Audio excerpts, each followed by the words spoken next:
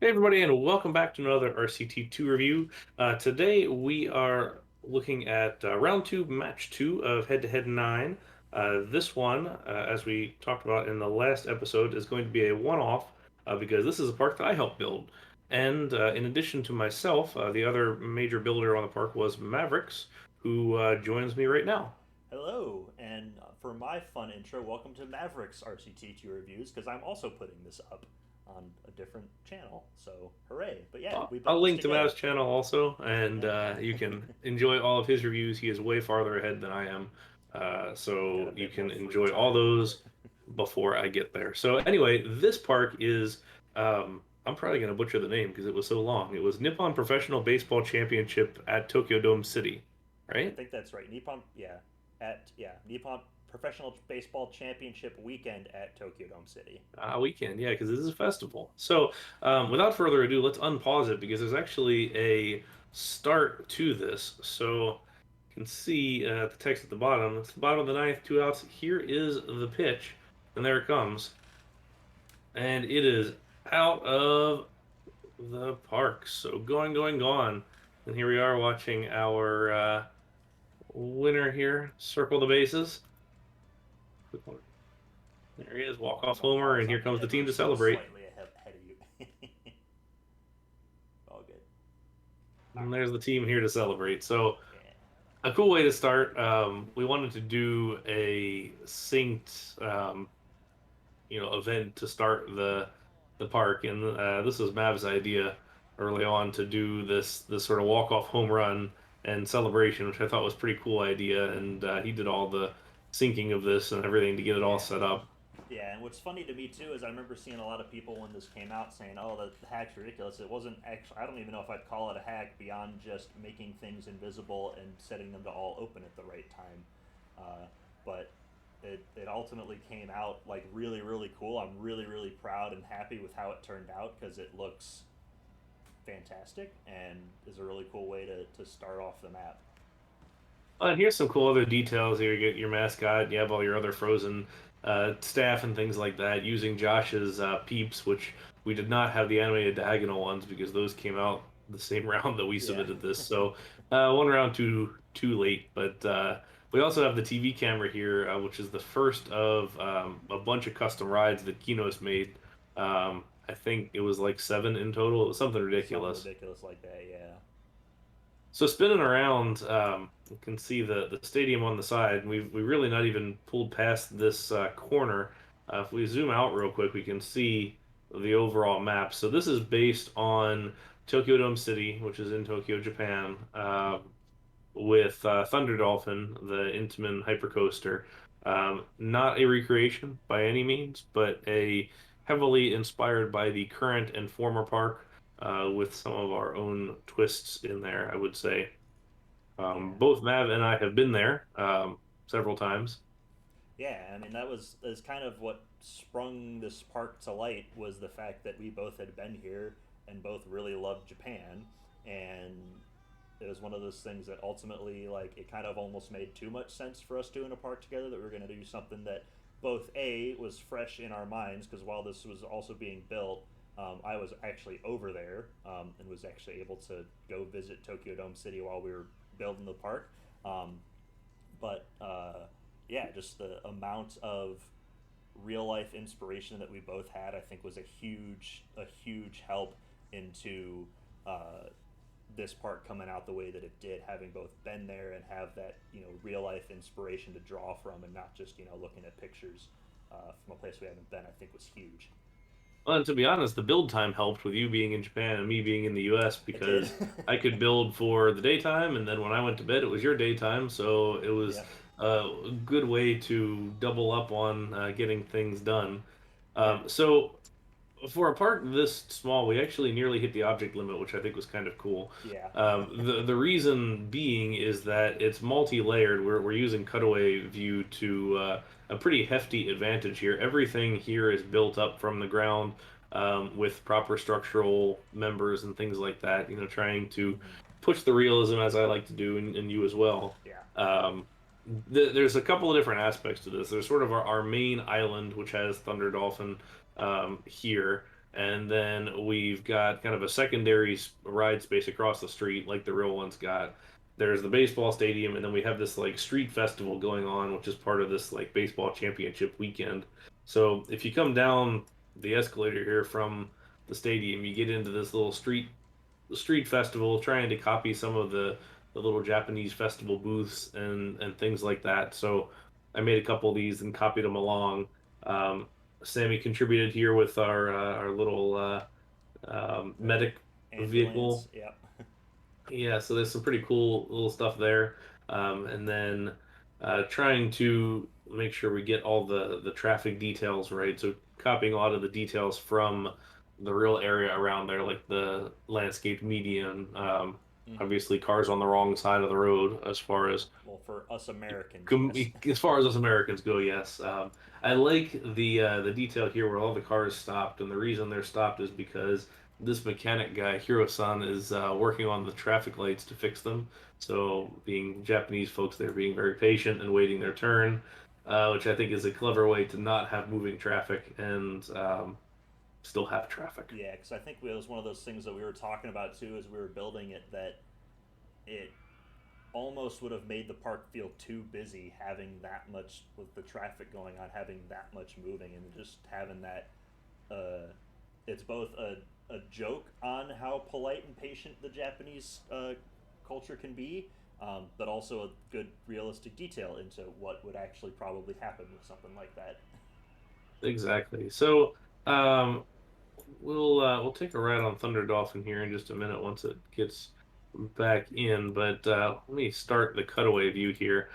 So we have this building here, this Oh, geez, little I'm way lower. wavy building, which I called the peanut Yeah, because it's it looks peanut like it. shaped. So couple details here as we cut away is we've got the entrance and queue area for the drop tower and the exit for the coaster. Going further down, we've got the gift shop for the coaster and the entrance down below.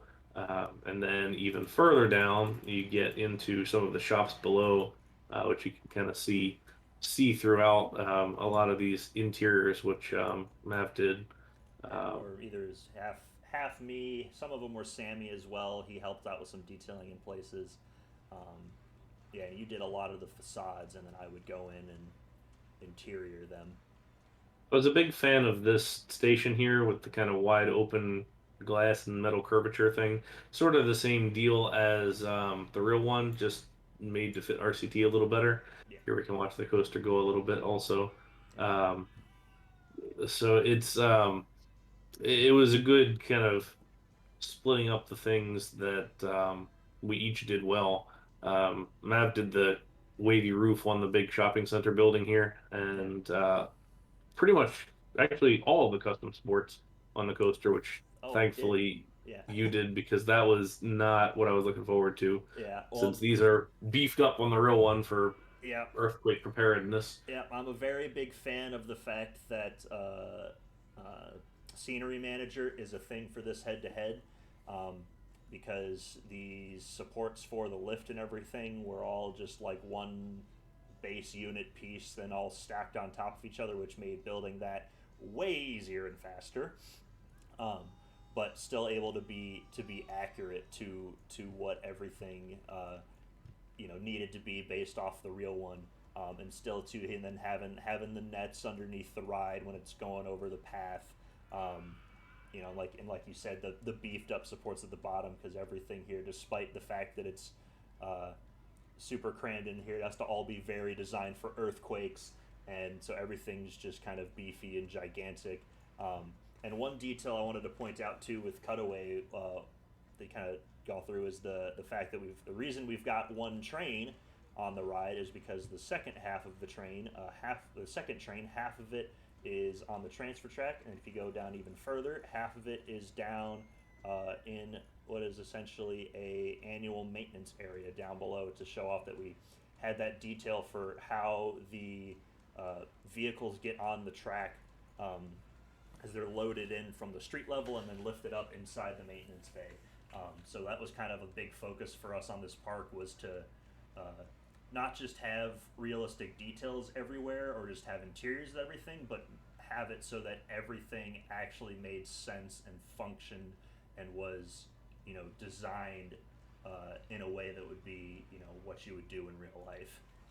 Well, that one took a while to figure out because we went back and forth about how to make that work, and actually redid the layout at the station a couple of times to try and figure out the best way to do that, and I think that was a decent option. Yeah, because I think we had the peanut flipped at one point, I think maybe, or mhm. something. Yeah, That whole structure was just not. That was a thorn in my side from pretty much the get-go all the way till nearly the end. That was one of the last things to go in as yeah, far as major structural stuff. So a couple things here while we have the cutaway down is our kind of interior plaza space inside. So Real Tokyo Dome's kind of got this double level thing going on. So this base level, we've got our little miniature train here, the JR Express, just cruising around the pathway, sort of a road train. Couple of food trucks down here in the plaza, and then this cool diagonal arcade that Mav added. Um, as well as our carousel here, which I can maybe cut away a little bit more. This is another Kino's special. I had asked if it would be possible to do a carousel with horses that were fixed onto a platform, like a real one. Definitely glitchy, but I think it's a cool step in a direction to try and do something like that, which I was kind of blown away that we could even do something to that extent. yeah. I mean, the big thing with it was that that everybody's probably thinking, oh well, there's a base carousel in the game. Why would you do that? But by doing that, it allows you to have a custom cover that doesn't move and is a bit more. You can play more with the covers that you use and not have to worry about hiding the base game one. Or you can even for the factor, you could even make this different sizes if you wanted, bigger depending on the curvature you went with. So it was huge that that was able to work, and then even did some nice detailing on the carousel as well, which was awesome. And it's a bit more right sized. I prefer the 4x4 round flat rides to the 3x3. They just feel a little more, peep sized and everything else. I find that as I play this game more, I'm looking for just slightly larger footprints on flat rides. Yeah, Um, so one of the other ones now that I pulled up the cutaway view for the log flume here, kind of squeezes all in here is the drop through the ring. We made the decision pretty early on. The second level was going to have an edge made with coaster track, so we can do it a little more smoothly. Challenge being that you have to fill in that half tile gap with scenery. That was all Mav, and something I didn't want to touch because it sounded like a pain. So let it to I'm him. here for I'm here for little details that you didn't want to touch. Well, and the little details added into little objects, and a whole lot of them, because Extreme made us a lot of Oh yeah, objects.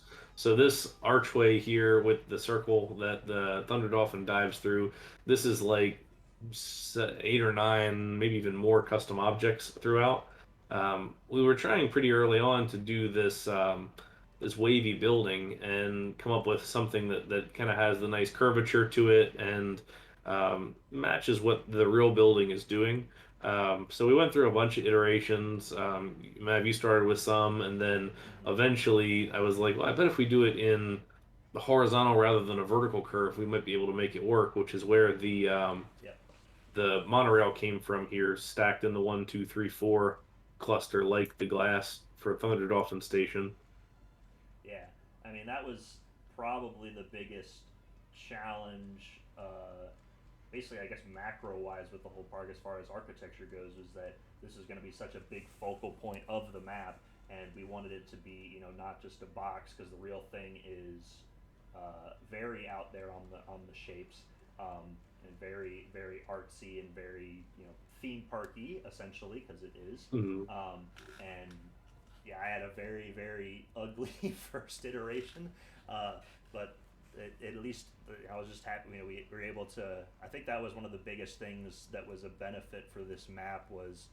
Uh, Either one of us, usually it was me, trying something and maybe it didn't look quite right, but the idea was there, and then the other one, again, more often you, uh, seeing that idea, knowing where to go with it, and flushing it out to where it ended up now. Yeah, it honestly worked really well. Yes. And So this building on in the real park is not just part of the park, but it's also a mall. So if you spin around to this side, you'll see that we do in fact have the mall done, and every single store is filled out. So that was a big key for this park is that everything was meant to have a completed facade or a completed interior, which we achieved. A lot of these are pulled from real stores in either that mall or elsewhere in Japan. Mm-hmm. We have some other cool objects. Extreme made this T-shirt object for us, which really we put to use in great effect Yeah, here. turned out really, really well. Again, I almost got a shout out to him, almost as a bonus builder, just for how helpful he was in making objects for this park. And if we go down to the basement here, this is another ride that we wanted to include from the very beginning. And I kind of set out the challenge of can we do it? And you and Zarathustra got on it early trying to see if we could do this hack. So the real coaster here, back down, is a panic coaster. Back down, I guess, is a Gerstlauer launch coaster that has four launches basically. It's got a first launch, a mid launch, and then the ride pulls into the station via a switch facing the opposite direction, and then it launches backwards and does the whole layout again backwards and then backs into the station. Um, Super clever, a really interesting idea, and something I wasn't sure if it was doable, but honestly, you guys both in like a day said, "Oh yeah, well we can do it. Here it is." Yeah, well, I got it. It's almost. I mean, Zara was huge in just getting the basic idea down of saying, "Hey," because the basic idea for this hack was is that you can overlay two different pieces that are face like a curve upward right is not the same as a curve downward left, so you can overlay them and not have them merge into each other. And then from that point, it was just a matter of getting the uh, control track to work consistently enough for launching the ride backwards. Because when it goes backwards, it's essentially the back car of the train, the control car, just kind of going downhill to pull up speed. But yeah, it was super. It was super helpful on that. It was super fun just to get to doing the hack and get the ride to work. Not just close to what it is in real life, but like it is in real life, which was super awesome. Well, and one of the big things here was I had my structural grid for the building, and you had already built the coaster, so I plonked the grid down, and thankfully, I don't think we had any run-ins, and you didn't really have to adjust it, which was really nice. Yeah, Because this structural grid carries through as you bring up the other one, you can kind of see it carries through the entire space. Um, yep, so it was one of those that I really didn't want to have to adjust. So it worked pretty well there. yeah. We definitely got a bit lucky on that one, Yeah. but Just sometimes that happens. stepping outside a couple other details, we wanted to include a little bit of a train just because it's Japan. I mean, Yeah. it's everywhere. So we have this little diagonal clip here, which is one of the last things we added. More Mm-hmm. traffic down below. But this was a cool, I think, last day detail. Yeah, it was Um, Saturday night, early Sunday morning. we've got the Jumbotron here, which Extreme made a an object from a screenshot of the baseball stadium. So we have all these guests watching the game. I have the frozen peeps in here, and then we have a maze to have some other peeps kind of milling around and jumping up and down like they're cheering for the walk off home run that just happened. Yeah, and that was again one of those things where as we were kind of going through towards the end of it, that head to head last minute. Uh, what can we add? What can we add? What can be better? Is you're scrambling? And was it Extreme that even had the idea to do the screen? Or forget who Something had like that. something like that, but It he was able to not like literally. We asked, "Can we do this?" And about 5 minutes later, it was there, uh, which was And pretty cool. the challenge was just filling this diagonal street because there was a ton of space in there, and we had to close down on this side for Yeah, for the festival. the festival. And I really didn't want to do diagonal festival because I thought it would get too long and just not look good. So the other one that you added was the baby metal um, concert. So you've got the Yeah, vans in there and the truss structure for the basically post baseball concert getting set up. yeah. So it's basically that was the idea was that because in real life Tokyo Dome hosts a whole wide range of events, and it just kind of made sense that hey, they're there, they at the festival, they'll start pre putting stuff out for the concert that they're having after maybe the day after the baseball game, and then you got the posters on the wall for the concert of like letting people know, hey, it's coming. Which I was just messing around honestly, and that worked out really really well to have those logos on the wall, and it helped. It really, like you said, it just helped fill out that diagonal space that was really a struggle for us figuring out what to do, because diagonals in this game, when you're just trying to, when you're not purposely doing them and you're just trying to fill them, is can get pretty tricky. Yeah, for sure. And tricky as well. It was just tough trying to get the original aesthetic down for some of these areas. So our secondary rides area over here went through I don't know how many different changes as far as levels go, flooring Level details and patterns, the path, and yeah, the path itself must yeah, have been like 4 or 5, something yeah, it went ridiculous. through a good variety until we went with this very bright colored, garish, wavy pattern, and it carried through to a lot of different things. It's this is sort of a typical Japanese theme park thing where they paint the concrete into a different color, Yeah, and it's very in your face, but it kind of worked. But here we get a couple more rides that Kino's made for us. So this is a custom swinging ship. I mentioned in the review of Seven Liberal Arts, they also have a swinging ship, which is kind of funny that yeah, we both. both had it at the same time. So that was pretty cool there. And then the parachute ride, which is sort of a Tokyo Dome staple, I really wanted to have in there. So we did this, and Zara helped us set up this hack. It is an 8-way split hack. So this is all one ride, all loads up, and it loads at different times as well as the ride comes down. Um, we also combined in the observation tower in the middle from the space below, which is something that Intamin offers and Knott's Berry Farm used to have. I think it might have been the only ones. Maybe I know they, yeah, they definitely offered it, but yeah, it was a very very rare ride. So it was kind of a neat one to do there. Cool hack for one, and really loving the drop that also slows down as it comes down to the bottom. Um, Definitely probably the most realistic representation of the parachute ride here, Yeah, which I appreciated. And then just a bunch of other custom rides. You have our little cat car, panda car, drive arounds on the ground.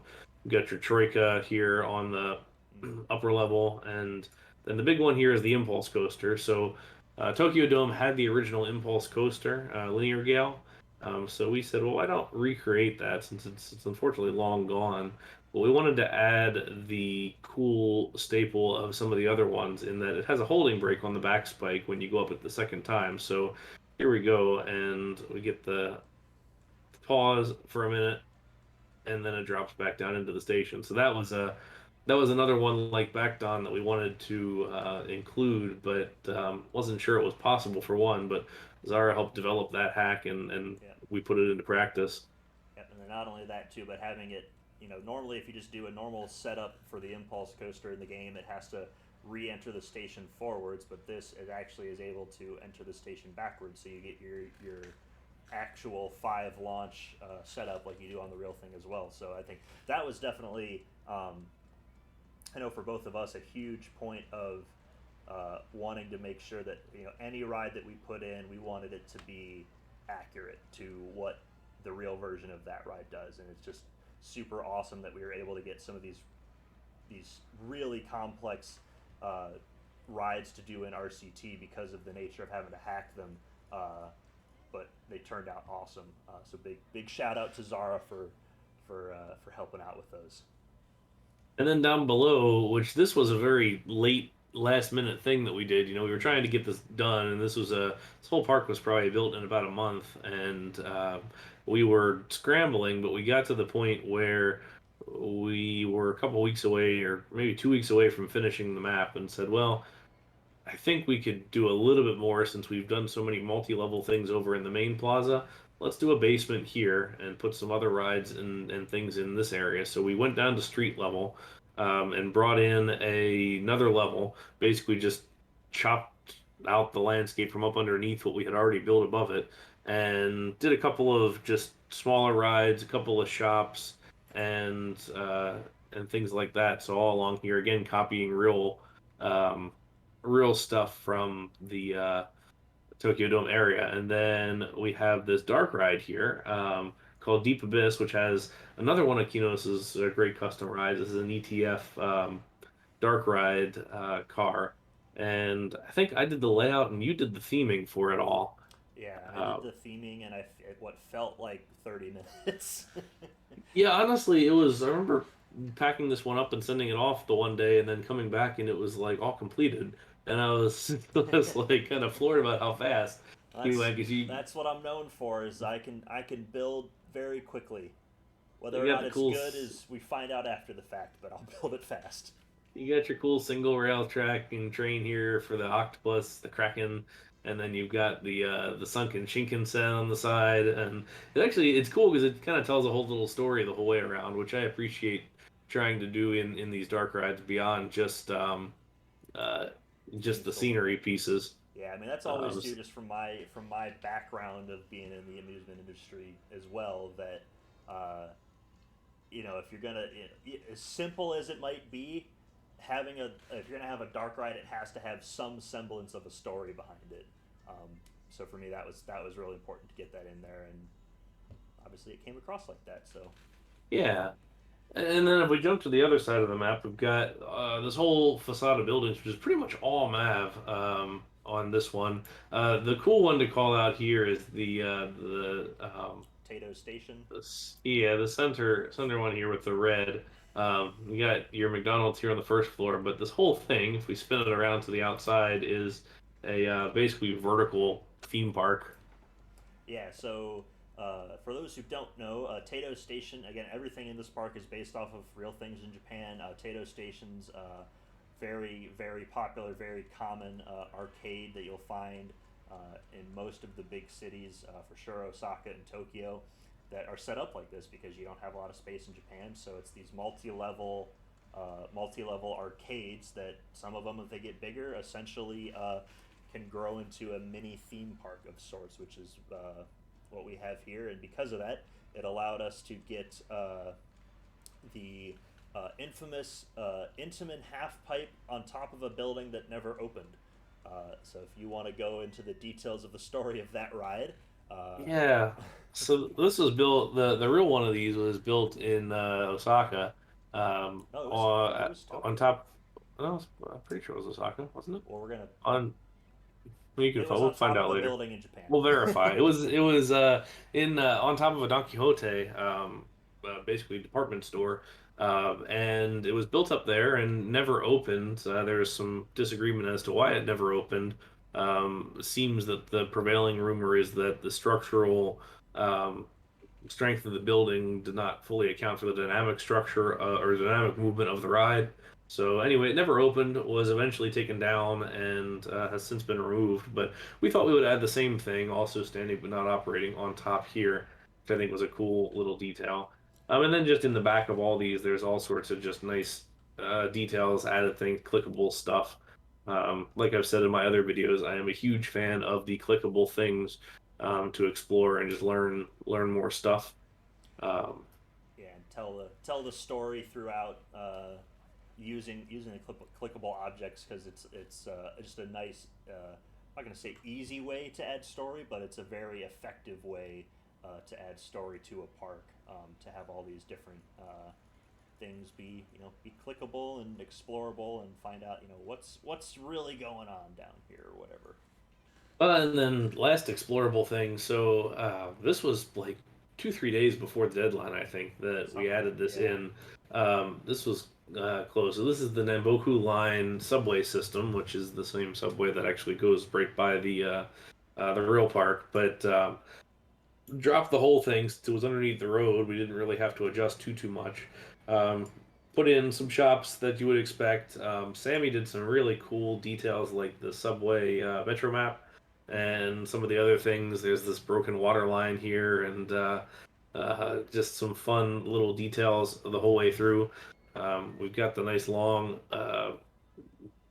trains and kind of comes down and wraps around and then slows down and stops. I didn't want to uh, have this where it was just bouncing back and forth, so I did have it kind of circle the backside here and come around, but I also wanted it to slow down before it parked and everything. So a couple little details like that, trying to keep it realistic, but it was a nice addition, I think, just to give you know yet more things to look at, and I think the amount of cutaway view that we have really shows how we came close to hitting the object limit because there's just so much stacked on top of each other. Yeah, absolutely. I mean, that was. I mean, we got what? Have you count all the main layers itself? There's the subway. There's the underground under the blue area. There's the blue area itself. There's the baseball field. There's the mini plaza with the log flume in it. There's the second level to the theme park, and that's before we even get into any of the actual buildings themselves, which then again all got fully fleshed out. So it was yeah, we came. I think we were what 9,000, eight Yeah, thousand 9,000 objects away. away. Um, There's a part of me that wanted to hit that at the end, and we nearly went for it. We just ran out of time. And yeah, to be fair, at that point, it would have just been spamming objects for the sake of spamming objects, which is probably not the best thing. So no, it's probably for the best that we ran out of time.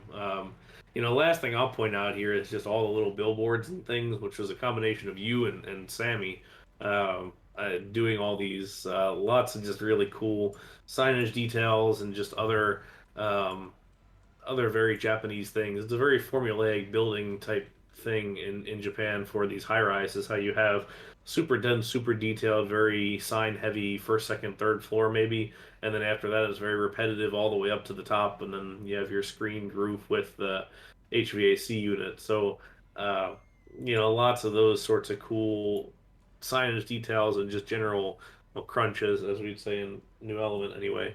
mm-hmm. Um, but I like that kind of stuff on here. So that was very cool. Yeah, I think it turned out well. Again, Sammy came in huge with a bunch of help for a lot of the details like that, the signage, the interiors. Um, Kino's helped make a lot of these custom rides really what they are with the great vehicles, and then some of the bonus help from Zara and Extreme for objects and hacking.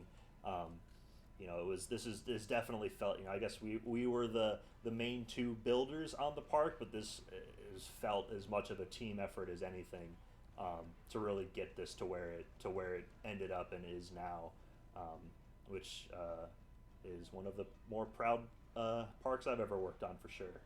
Yeah, yeah, I think this was a lot of fun. I love the Japanese theming stuff just because I spent some time over there, and I mean not as much as Mav, but still, doing the theme parks and everything, and it's just kind of fun to build something that you're familiar with, but may not be quite as mainstream as some other things. So it was kind of neat to pick a sort of kind of unique theme and just do it really well. I find in head to head it's often difficult to get realistic themes to work on a head to head map because you got to have such density to really make something competitive. So this was something we really wanted to try hard for, and this lended itself really well to um, the head-to-head format with map size limitations. So it's certainly there's a lot of times that I would have preferred 10 more squares, but um, definitely helped us cram it in there and do it to the point where it was all readable, despite being somewhat chaotic.